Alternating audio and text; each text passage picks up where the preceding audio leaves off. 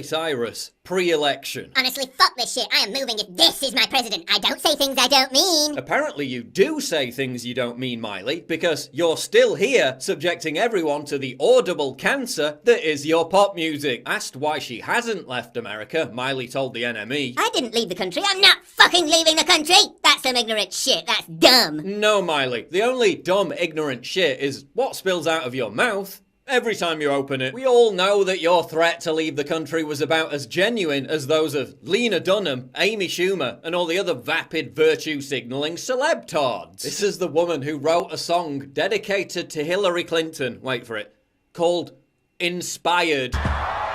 Who the hell would Hillary Clinton inspire? Foreign dictators, maybe? Sociopaths? Inspired to do what? Cackle about bombing countries? Starting a nuclear war with Iran? I want the Iranians to know that if I'm the president, we will attack Iran. Have your campaign bankrolled by countries that kill gays and stone women to death? So inspiring. And trust me, I hear every day on my Instagram, just leave already. When are you gonna leave? Keep those comments rolling in. Does it really matter where I am? Because wherever I am, my fucking voice is gonna be heard, and I'll make sure of it! Alright, Jesus Christ. But it's pretty hard to hear what you're saying since most of the time you're blubbering incoherently. She deserves to be the first female president. And that's what makes me so sad.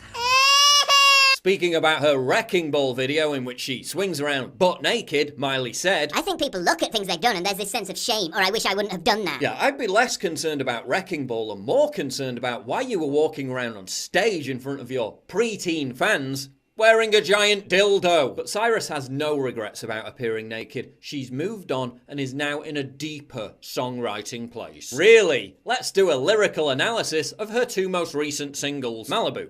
But here I am, next to you. The sky's so blue, in Malibu. Next to you, in Malibu.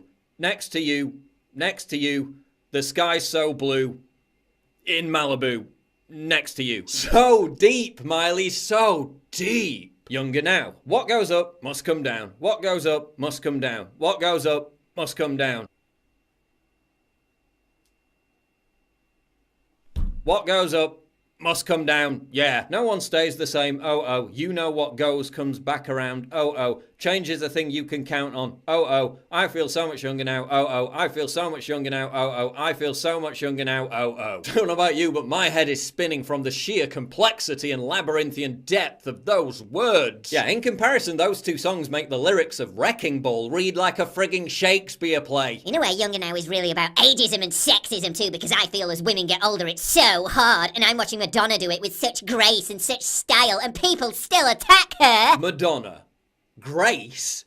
Really? Yes, I have thought an awful lot about blowing up the White House. Wearing a pussy hat and inciting terrorist attacks. Blowing up the White House. So graceful. So basically, after allowing herself to be rebranded as a complete skank to sell records, being almost single-handedly to blame for popularizing twerking amongst 13-year-old girls, and miming sex acts on stage with Robin Thicke, Miley's trying to get back to her wholesome image. Yeah, that train left the station a long time ago. Listen, we all know the music industry's a charade, that the uniforms on these pop princess marionettes need to be switched from time to time to keep the audience's gawping attention. Because you don't actually have any originality whatsoever, and most of your songs are written by the same people who write the rest of the dross that we're subjected to. And that would be easier to swallow if you just stopped pretending it was some kind of meaningful life change. It isn't. People got bored of your previous incarnation as a skank, and now you have to rebrand it to stay relevant.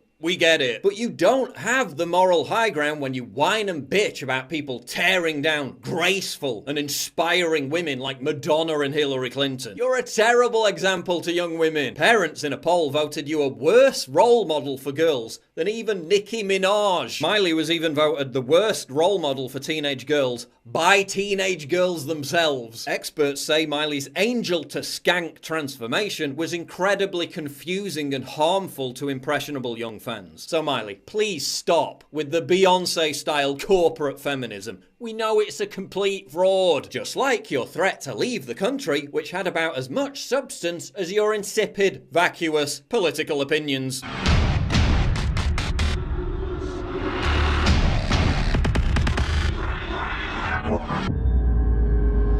Please Click the big red button to subscribe. It really helps me when you do that. And click the bell to allow notifications so you never miss a new video.